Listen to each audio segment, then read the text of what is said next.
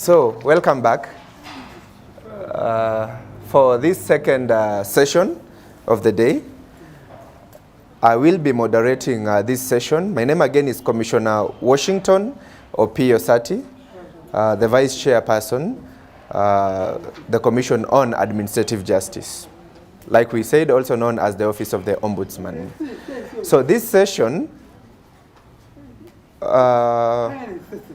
we have our panelists here, and we've organized it in such a way that we want to have this discussion to celebrate this International Day for Universal Access to Information. And I'm sure we all enjoyed the first morning session, but now let's focus on this second session. We want to make this session as interactive as possible. I will ask the panelists a few questions, but then before we start, let me take this time to thank you, all the panelists, for joining us today for this discussion. We know it's a representation of different stakeholders. We have the civil societies at the panelists. We have a CAJ commissioner. We have a media, Council of Kenya represented. We have, of course, journalists represented by Amwick, Article 19, among others. They will introduce themselves later. So let's just go to the discussions.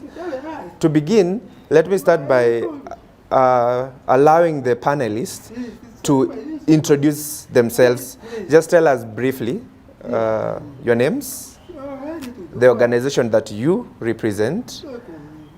Without having to go for more details, we'll have more questions after that. Let's start with my immediate left. Good morning.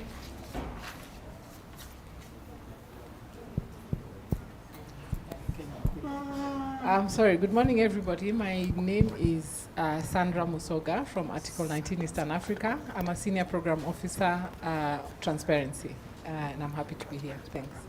Thank you. Thank you very much. Next. Hello. My name is Vincent Ngere, Deputy Kenya Editor at Africa Check, and I'm very happy to be here. Good morning, everyone. My name is Maslin Nyambala. I'm the Executive Director, Association of Media Women in Kenya.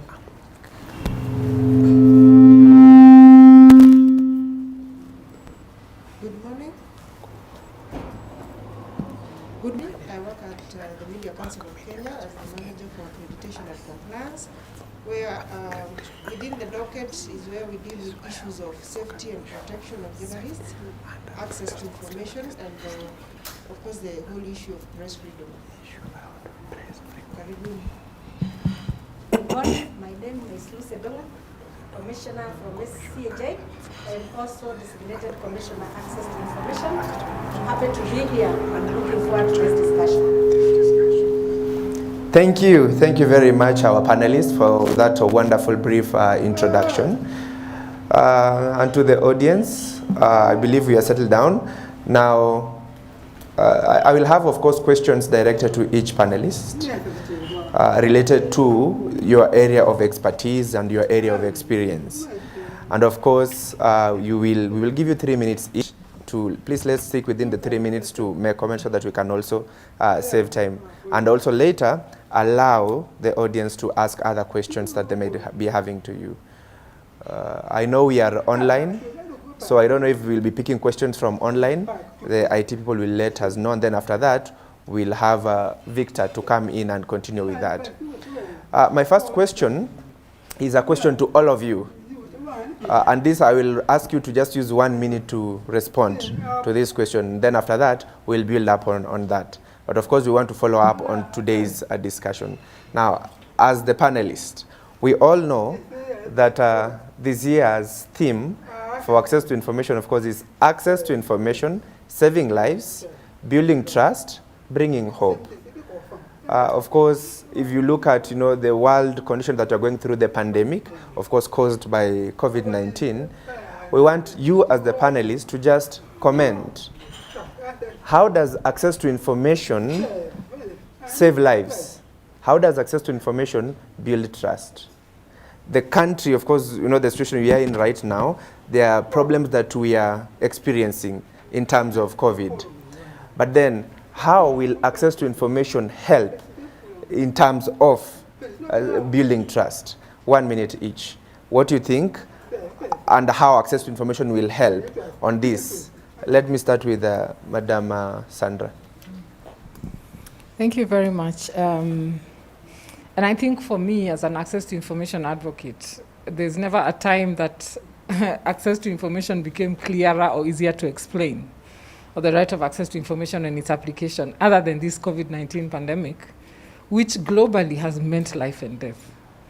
And for me, what is most illustrative is, I think we go through questions of asking ourselves, you know, there was a time when even in the European countries, things looked very dire.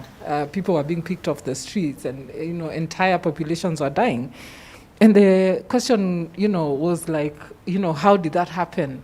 And it is a matter of information. If you pick a case of Italy, for instance, and you know, any analysis at whatever level that has gone on as to why was Italy hit so hard with this pandemic,